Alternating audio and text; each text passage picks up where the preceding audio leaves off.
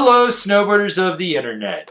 I'm your host Avran LeFeber, and in this video we'll be talking about the Bataleon Whatever. This board is available in 5 sizes: 151, 154, 157, 159 wide, 162 wide.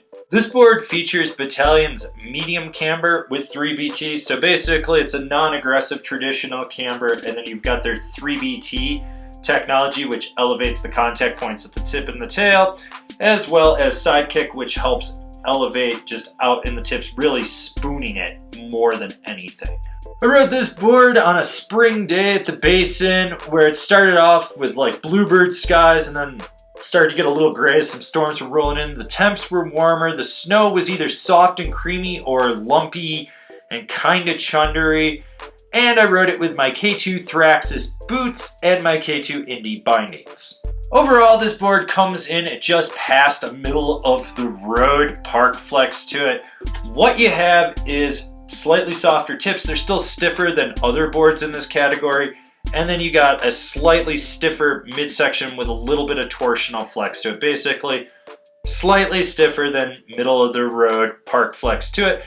This is a board you can charge with and really not worry about feeling any chatter. It kind of just plows through everything in its path. It doesn't get bucked around.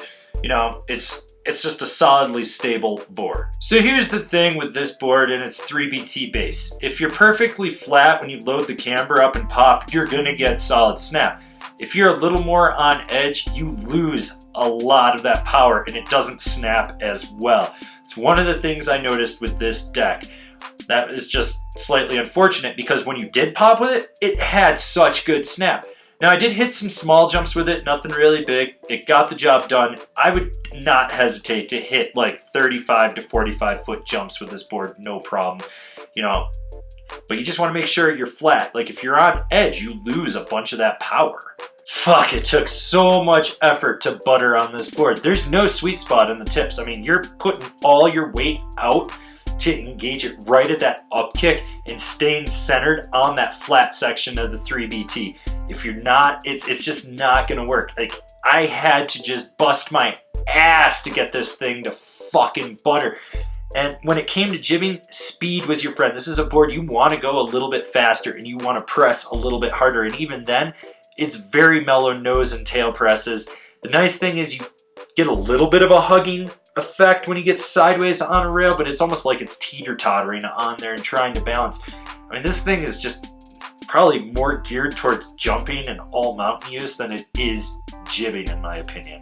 Keep it mellow with this board when you're carving. Like, short, quick setup turns are fine, and moderate, long, drawn-out carves where you're on edge but you're not really being aggressive and you're just transitioning from side to side are fine. It's when you start to really drive this board and you get in and you're pushing off the tail, it washes out. That 3BT is just so loose, you lose that contact point, and I was just continuously losing edge hold. I had to stay light on my feet and steer more right underfoot than out at the tip and the tail, which with anything with camber, you want to steer out at the tip and the tail. So you lose that power and drive. It was one of those things, like, it didn't matter if I was on low angle or steeper angle, it just started to lose that grip. It was something that I noticed, which is funny because usually in softer snow, 3BT actually works like the hull of a boat, but you still get that edge hold as it transitions over it. This one just completely lost it with it.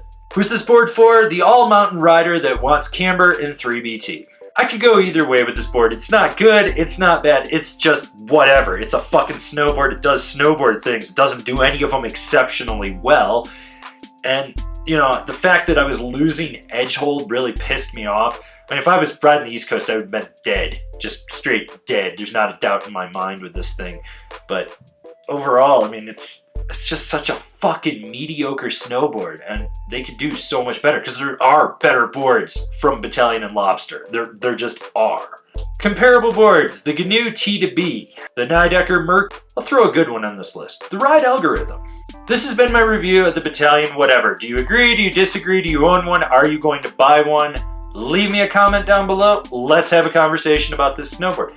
If you're new here, remember to subscribe, click the bell, get that notification. That way you're not missing any of the content that we've got coming out for all you snowboarders of the internet. And if you really want to support us and you really want to see us grow out what we're doing over here so that we can bring you all the content you know and love, swing on over to Angry Snowboarder VIP. I could tell you more here, but I got a whole video over there that explains it so much better. As always, I've been your host, Avran LeFeber, and I'll see you in another video.